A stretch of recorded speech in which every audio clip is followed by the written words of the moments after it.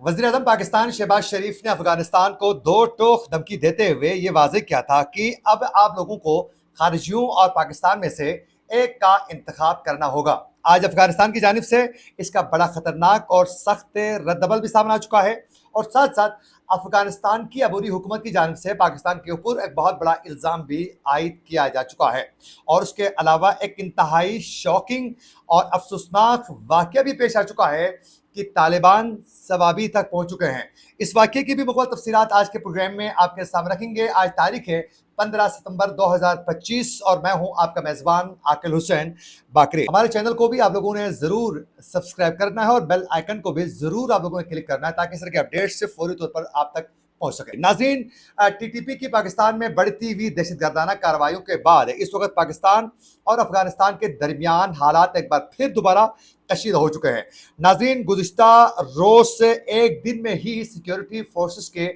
20 जवान शहीद हो चुके हैं। इससे पहले मेजर अदनान की शहादत के हवाले से पूरी कौम आगाह है और उस दिन भी मेजर अदनान की शहादत के रोज़ एक बहुत बड़ी कार्रवाई और टारगेटेड ऑपरेशन के ज़रिए जो है 45 दहशतगर्दों को वासिल जानदम भी किया जा चुका था। तो ये जो ऑपरेशन हुए थे 45 दहशतगर्दों को जो हलाक किया गया था, ये दीर बाजोड़ और वज़ीरिस्तान के मुख्तलिफ इलाकों में ये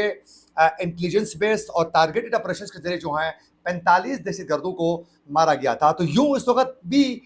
इनके खिलाफ कार्रवाइयाँ मज़ीद तेज़ की गई हैं केपी में। तो इस वक्त खैबर पख्तूनख्वा में हालात बहुत ज़्यादा कशीदा है, इसमें कोई दो राय नहीं है। वज़ीर-ए-आज़म ने ये दो टोक अंदाज में कहा था कि खारिजियों और पाकिस्तान में से अफगानिस्तान को अब एक को चुनना होगा। वज़ीर-ए-आज़म के इस बयान के बाद ये मौक़िफ़ अफ़गान जो अबूरी हुकूमत है उनकी जानिब से ये वाज़ेह किया जा रहा है कि ये जो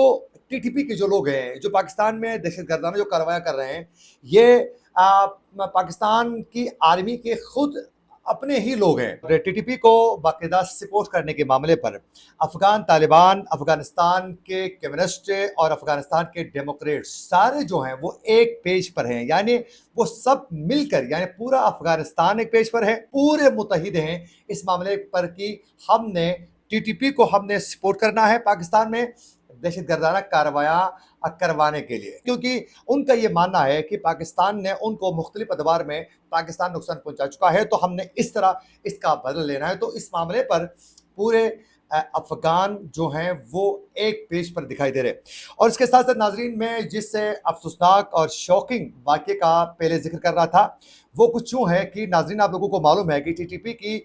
दहशतगर्दाना कार्रवाइयाँ एक जानिब जारी हैं और साथ साथ दूसरी जानिब टीटीपी के जो बंदे हैं वो सवाबी तक पहुँच चुके हैं। हुआ कुछ यूँ है कि नाज़रीन, ये सवाबी का एक एरिया है गुदून, अगर मैं इसकी प्रोनाउंसिएशन ठीक कर रहा हूँ तो ये एक इलाका है। वहाँ के दोनों मालों के दोनों जामे मसाजिद में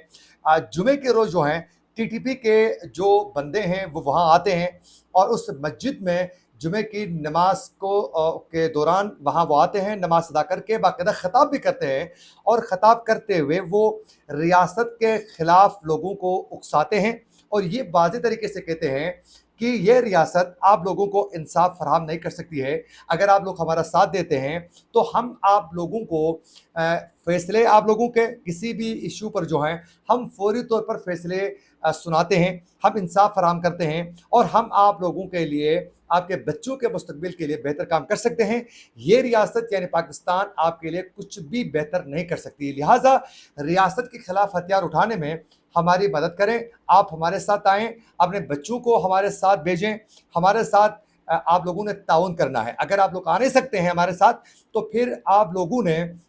हमें चंदा देना है, आप लोगों ने हमें माली, आप लोगों ने हमारी मदद करनी है ताकि हम इस रियासत के ख़िलाफ़ ताकत के साथ लड़ सकें। बड़ी तादाद में उन मसाजिद में बैठे हुए दोनों मस्जिदों में लोग इनके लिए चंदा भी इकट्ठा करते हैं। अब ये समझ में नहीं आता है कि लोगों ने इनके लिए चंदा क्यों इकट्ठा किया। मुमकिन है इनके पास हथियार होंगे, या मेरे ख़्याल में ये भी मुमकिन है कि वो हथियार को देखकर डर के सहमे हुए लोग होंगे, उस वक़्त उन्होंने डर के मारे उन्होंने पैसे दिया हो या फिर खुशी से दिया होगा।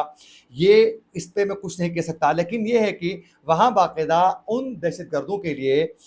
माली امداد کے طور پر چندہ بھی اکٹھا کیا جاتا ہے اور اس کے بعد وہ وہاں سے آرام سے نکل جاتے ہیں، لیکن ان کو کوئی نہیں روکتا ہے۔ اب اس پر یہ سوال اٹھتا ہے کہ نمبر ایک، سیکیورٹی ادارے کہاں تھے کہ وہ ثوابی جو